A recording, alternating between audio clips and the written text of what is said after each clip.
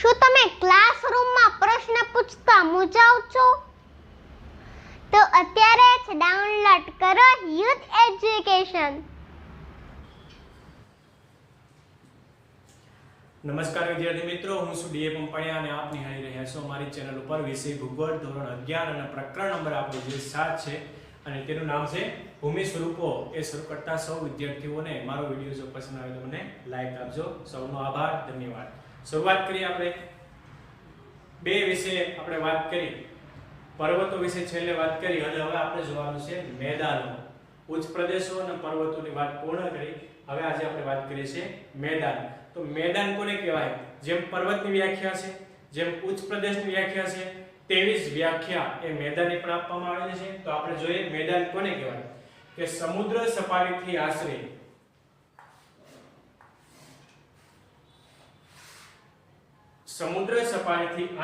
180 મીટરથી ઓછી ઊંચાઈ ધરાવતા, આપણે ઉચ્ચ પ્રદેશની અંદર 180 મીટરની વાત છે, આમાંથી 180 મીટર ઓછી એનાથી ઊંચાઈ ધરાવતા અને લગભગ સમથળ સપાટી ધરાવતા તેમજ એક સમાન ખડક રચના ધરાવતા ભૂમિ ભાગને મેદાન કહે છે. આ વ્યાખ્યા મિત્રો મેદાનની, પર્વતની વ્યાખ્યા, ઉચ્ચ પ્રદેશની વ્યાખ્યા અને મેદાનની વ્યાખ્યા. ફરી આપણે વાત કરીએ મેદાનો એટલે શું? મેદાન કોને કહેવાય કે સમુદ્ર સપાટીથી આશરે 180 મીટરથી ઓછી ઊંચાઈ ધરાવતા અને લગભગ સમાન સપાટી ધરાવતા તેમજ એક સમાન ખડક રચના ધરાવતા ભૂમિ ભાગને મેદાન કહે છે. બરોબર છે? આ વાત થઈ મેદાનની. હવે તમને ખ્યાલ આવી ગયો કે સમુદ્ર સપાટીની ઊંચાઈ 180 મીટરથી ઓછી હોવી જોઈએ. જો 180 મીટરથી વધારે હોય તો તેને શું કહેવાય? ઉચ્ચ પ્રદેશ કહેવાય. પણ અહીંયા વાત થઈ 180 થી નીચે હોય, સપાટ ભૂમિ ભાગ હોય, તેવા ભાગને આપણે મેદાન તરીકે ઓળખવામાં આવે છે. હવે મેદાન ભૂમિ ભાગની અંદર કેટલા ટકા આવેલા છે? તો મેદાન ભૂમિ ભાગની અંદર કુલ 41% ભાગની અંદર મેદાનો આવેલા છે. હવે વાત કરીએ 26% ભાગની અંદર શું આવેલું છે? પર્વતો આવેલા છે. 33% ભાગની અંદર ઉચ્ચ પ્રદેશો આવેલા છે અને 41% ભાગની અંદર પૃથ્વી સપાટી પર મેદાનો આવેલા છે. આ ત્રણેય વસ્તુ યાદ રાખજો. ત્રણેયની વ્યાખ્યા 900 મીટર, 180 મીટરથી વધારે અને 180 મીટરથી ઓછું. આ ત્રણેય સમુદ્ર સપાટીથી લેવલ છે મિત્રો એનું. તો કુલ 41% ભાગની અંદર મેદાનો આવેલા છે. આ વાત ક્લિયર થઈ? મેદાન એટલે શું, કેટલા ભાગની અંદર મેદાન આવેલા છે. હવે આપણે જોઈએ મેદાનના પ્રકાર. મુખ્ય 3 પ્રકારના પાડવામાં આવ્યા છે. એક કિનારાના મેદાન, બીજું ઘસારણના મેદાન અને ત્રીજું નિક્ષેપના મેદાન. આ મિત્રો 3 પ્રકાર એના પાડવામાં આવ્યા છે. કિનારાના મેદાન, ઘસારાના મેદાન અને નિક્ષેપના મેદાન.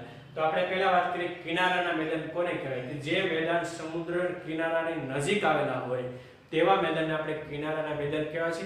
પણ એની કેટલીક લાક્ષણિકતા પણ છે, એ પણ આપણે ચર્ચા કરીએ કે સમુદ્ર કિનારાથી નજીક આવેલા મેદાનને કિનારાના મેદાન કહે છે.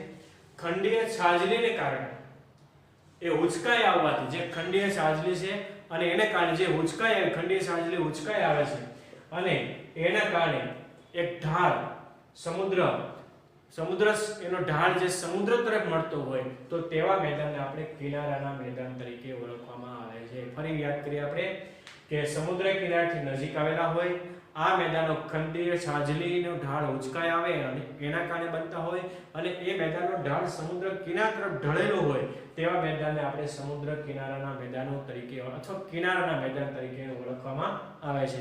પરંતુ સમુદ્ર નજીક હોય એટલે સ્વાભાવિક છે કે એની જમીન છે કેવી હોય છે? ક્ષારયુક્ત. એટલે આ કીધું કે ક્ષારયુક્ત જમીન હોવાને કારણે ખેતી માટે આ બિન ઉપયોગી જોવા મળે છે. આ મેદાનોની અંદર ખેતી કરી શકાતી નથી, પરંતુ મીઠા ઉદ્યોગ છે એની અંદર ઉત્તમ પ્રકાર એ કરી શકાય છે.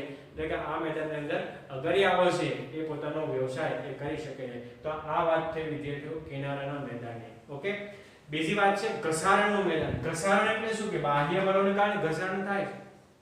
તો બાહ્ય બળો એટલે કયા? કે આ મેદાન જે ધોવાણ, ઘસારણ એટલે કે ધોવાણ, જે વસ્તુ ધોવાય છે, ઘસાય છે.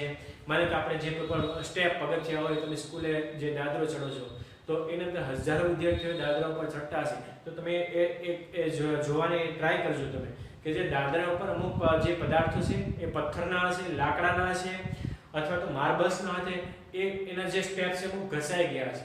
શું કામ ઘસાણ? કે સતત એની અંદર બાહ્ય બળની આપણે વાત કરીએ કે સતત અવન જવનને કારણે ઘસારણ થાય છે, ધોવાણ થાય છે. એક જગ્યાએ નળ ચાલુ હોય અને નળનું પાણી જે જગ્યાએ પડે છે એ પથ્થર ઉપર, તો પથ્થર પર ત્યાં ઘસાઈ ગયો છે, એક સરસ મજાનો એક આકારની અંદર રચાણો છે, તો એ ઘસારણ એને કહેવામાં આવે છે.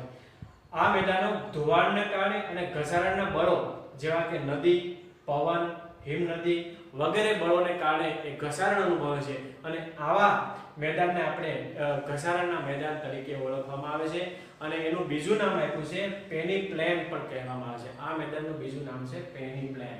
યાદ રાખજો, ઘસારણના મેદાનને બીજા કયા નામે ઓળખવામાં આવે છે? તો પેની પ્લેન નામથી એને ઓળખવામાં આવે છે. કઈ જગ્યાએ આવેલા છે?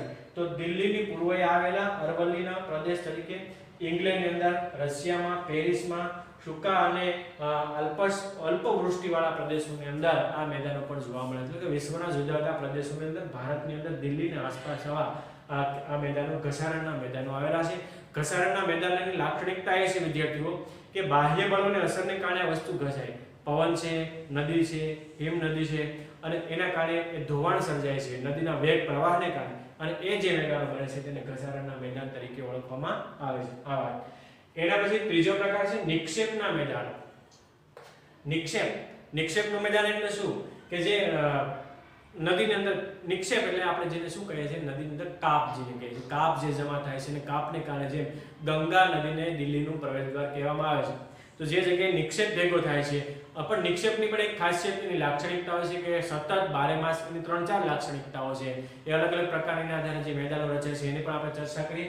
તો નિક્ષેપના કારણે કે ગતિશીલ બળો, જેમ આમાં ગતિશીલ બળો છે ઘસારણની અંદર, એવા કે નદી, હિમનદી, પવન દ્વારા જે નિક્ષેપ થાય છે અને આ નિક્ષેપની અંદર સાથે પોતે વહન બોજ ખેંચી લાવે છે. વહન બોજ એટલે શું? કે નદીની અંદર જે કોઈ પણ કાદવ, કીચડ, માટીના ટુકડાઓ, રેતીના ટુકડાઓ વગેરે જે એ વહન બોજ જે ખેંચાઈ આવે છે, એ ખેંચાઈ જવાથી જે મેદાન રચાય તેને આપણે પંખાકાર મેદાન તરીકે ઓળખવામાં આવે. એની અંદરથી નિક્ષેપના કારણે ઘણા બધા મેદાનના પ્રકાર બન્યા છે. એમાં એક પંખાકાર મેદાન છે.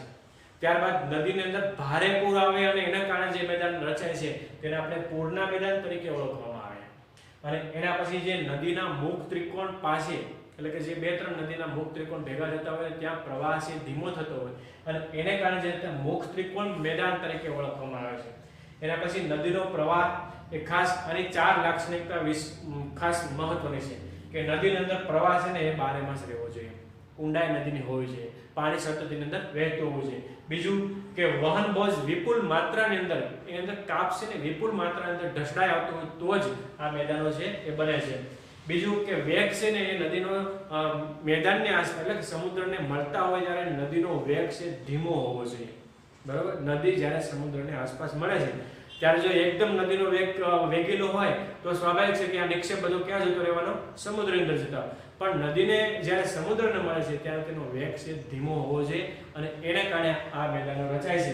અને છેલ્લી બાબત, નદી જ્યારે સમુદ્રને મળે છે ત્યારે તે સમુદ્રની અંદર ભારે ભરતી અને ઊંચા મોજા જો હોય તો નિક્ષેપના મેદાન તૈયાર થતા નથી. એટલે આટલી 4 લાક્ષણિકતાઓ આ મેદાનની અંદર રહેલી છે. તો મિત્રો આ વાત થઈ મેદાનની. બરોબર? મેદાન કોને કહેવાય એની વ્યાખ્યા જોઈ. ભારતના અને વિશ્વની ભૂમિની અંદર કેટલા ટકા ભાગની અંદર મેદાનો આવેલા છે અને મેદાનના મુખ્ય 3 પ્રકાર: કિનારાના મેદાન, ઘસારણના મેદાન અને નિક્ષેપના મેદાન. આ 3 વિશે વાત કર્યા પછી આ લેક્ચરને આપણે અહીંયા વિરામ આપીએ છીએ. ફરી પાછા જ્યારે મળીશું ત્યાં સુધી અહીંયા હું વિરામ આપું છું. સૌનો આભાર, ધન્યવાદ.